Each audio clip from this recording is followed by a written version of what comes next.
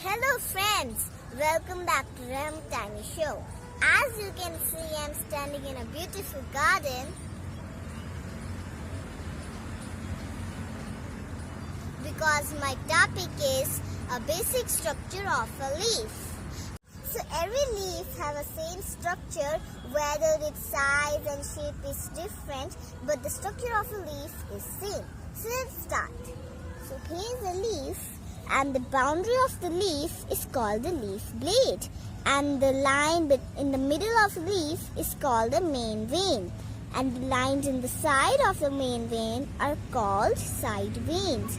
And you can see this part is called stomata, which help the leaf to breathe, and this little stick after the leaf is called the leaf stalk.